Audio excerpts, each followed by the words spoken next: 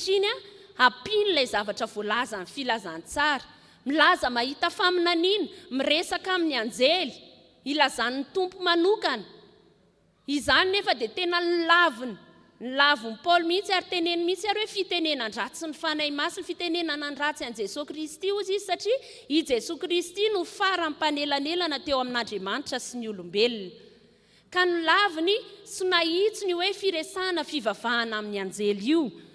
Ary tamin'izany fotoan'izany mihitsy no nitenenany hoe lasa vidiana ny 𝗙𝗔𝗡𝗔, vidiana ozy izy ny fahasoavana ao anatin'io fiangonana io, nefa tsy izany nandrahana azy, tsy izany ny tokony ataon'io fiangonana io. Ahitsy ny Paul zany na fomba fijery ny retim-pino tao Kolosina isika izay tonga eto ankehitriny hoe tsy ny endrika ivelany no zava-dehibe, fa manakona ny Kristy ireny ozy izy ka mahatonga antsika tsy hahatratra an'ilay loka, ka mampianatra antsika izy ankehitriny, mitaona antsika izy ao anatin'izao adventy izao andiny antsika tena aza manay kozongozoniny izay manao izany, aza manay kozongozoniny ireny isika, fa ndeha isika hibanjina an Jesosy Kristy.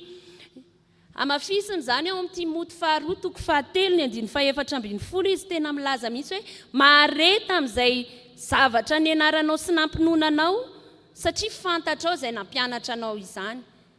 Enao zany isika izay mandre ny tenin'Andriamanitra io, maharitra isika amin'izay nampianarina antsika fa tsy izay rehetra mivoaka any dia ndeha ino no andeha hanovaina ny toetsaintsika. Ranirariny sy ny hitsiny dia ny zavatra atao anatin'ny fiangonana, ny fitondrana, ny fitantanana, ny avy ato amin'ny fiangonana no entintsika ny amin'ny fiarahamonina.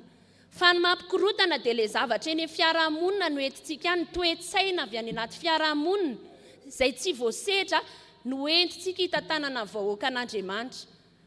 Eny anivon'ny fiarahamonina tsy misy famindram-po, izay ny tadiavintsika hitondrana ny fiangonana, izay ny tadiavintsika hitondrana sy iainana ao anatin'ny sampana. Ahitsy ny Paul sika androany ry havana, fa ny zavatra rehetra ataontsika dia hibanjina antsika an Jesosy Kristy. Izay ny teboka voalohany. Ny teboka faharoa no lazain'ny Paul dia ny hoe iaino ozy izy ny fahafahana ao amin'ny Kristy. Andin'ny 20-7 dia milaza izany.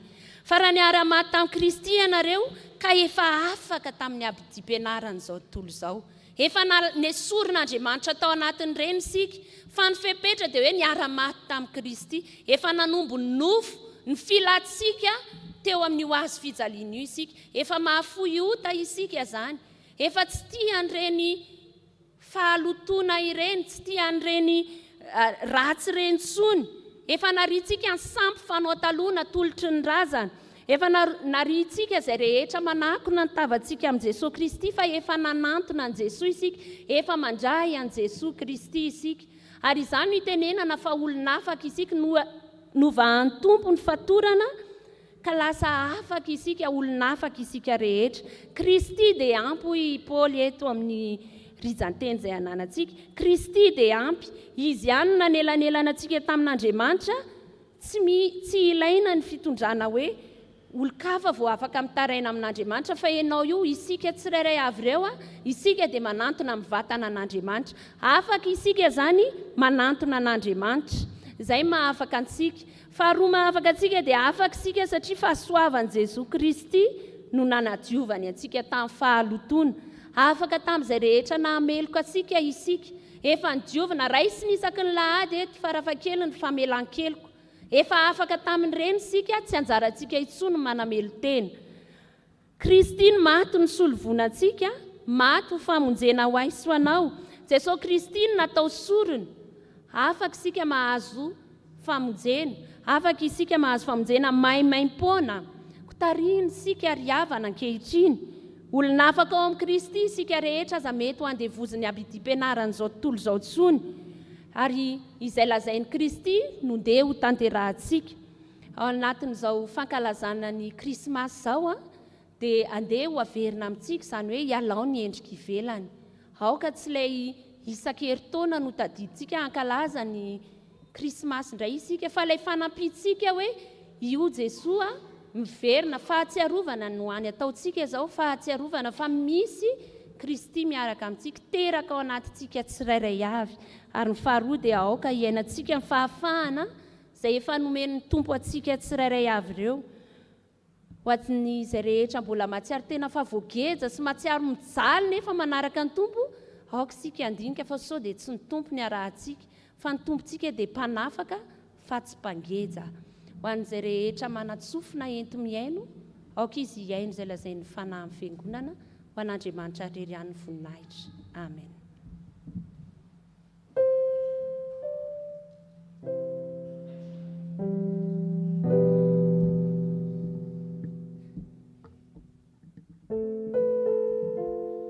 Andeha isika iombona mivavaka. Misaotranao Andriamanitra ny tomponay eo noho ny hafatra nampitondranao ny mpanomponay taminay teto. Manambara ny sitraponana aminay isan'andro ianao. Manambara taminay ny sitraponao sy ny anananay ny marina sy ny fahendrena ary mba tsy ianao ny fagnomban'izao tontolo izao. Ary mila maharitra amin'ny finoana sy ny fanompoana amin'ny iainany koa indraindray izay. Ankehitriny ary dia vonona izay anatanteraka izay nambarany taminay. Mivavaka izay mba hitahianao anay tsirairay avy reto ka mba eo ambany fahasoavanao mandrakariva. Aoka Tompo, sa mahita fifaliana izay amin'ny fotoana izay mbola ho tanteranay rehefa avy eo amin'ny alalan'ny seho an-tsehatra ataon'ny sampany Dorcas amin'ny anaranao Jesosy Kristy. Amen. Anatanteraka ny rakitra sika, ataotsika nira 370 amin'ny firana FFPM.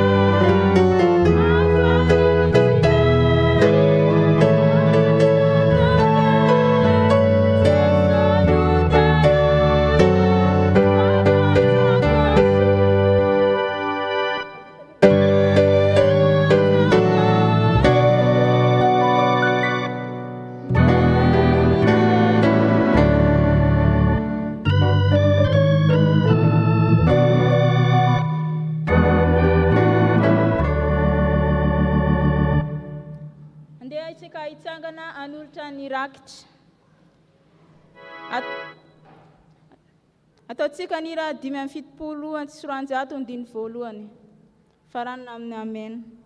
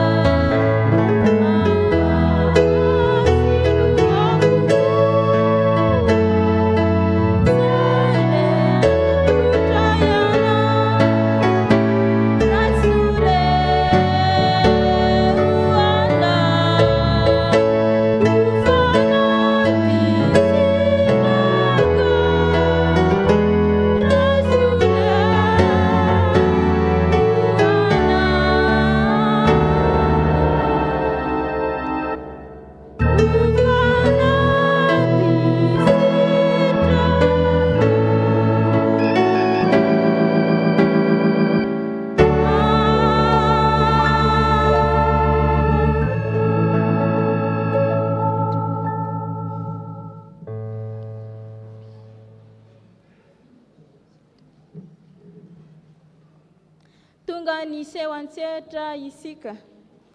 Ataontsika ny hira fa 7/70 iomanany Dorcasy amin'izany. 7/70 iomanany Dorcasy amin'izany. Ataontsika ny hira fa 7/70.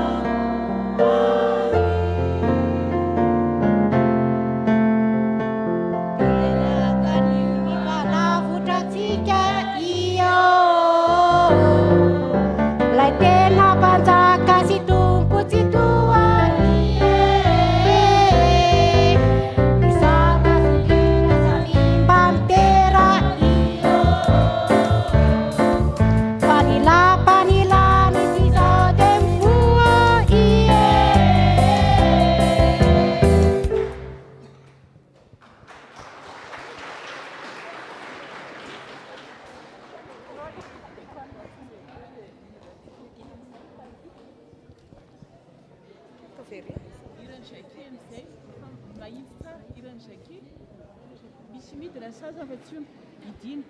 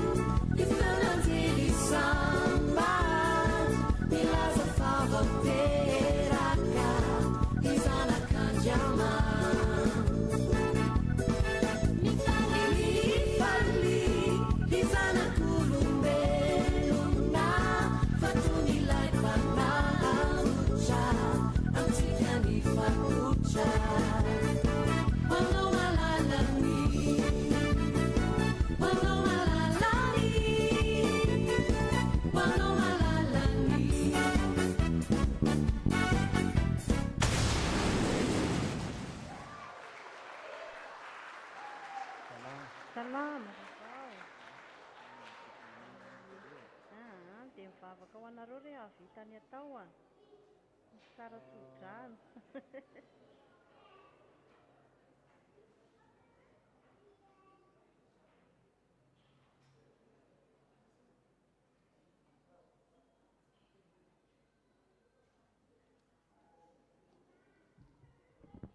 Misaotra ny tompo sika ry havana ny amin'ny fahavitany anjaran'ny dorcasy tamin'ity andro anio ity. Rapito isika dia miaraka amin'ny sampana iza moa? Miaraka amin'ny vondrona fototra laika isika amin'ny enora hariva entanina isika ny amin'ny famonjena sy ny fanatrehana izany fotoana izany. Mialohan'ny faranan'ny fotoana dia manasantsika izy reto andray anjara amerina an'ilay hira iza moa zazakely teo isika ka izay ataon'izy ireo no andeha ataontsika eny am-toerana. Tsangana avokoa isika ary amerina izay mialohan'ny tsodrano. Ataontsika mentakentana kely ilay izy.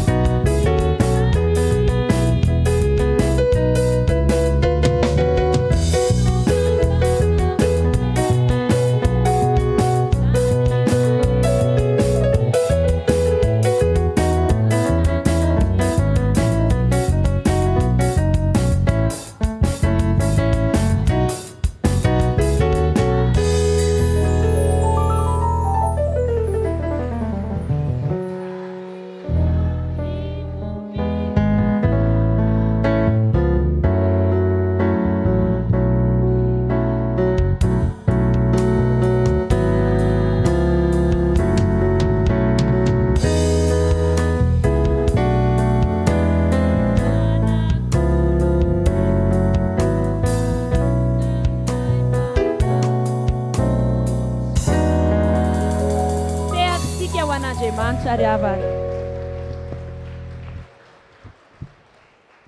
Raiso amin'ny finoana ny tsodrano izay atolotry Jesosy Kristy io amintsika fa ho tanteraka amintsika izany manao hoe hitahanao ane ny tompo ka ho ambinina sy ho salama amin'ny zavatra rehetra ane ianao tahaka ny anambinana ny fanahinao ihany. Amen. Hipetraka isika hivavaka ao amin'ny fahanginana.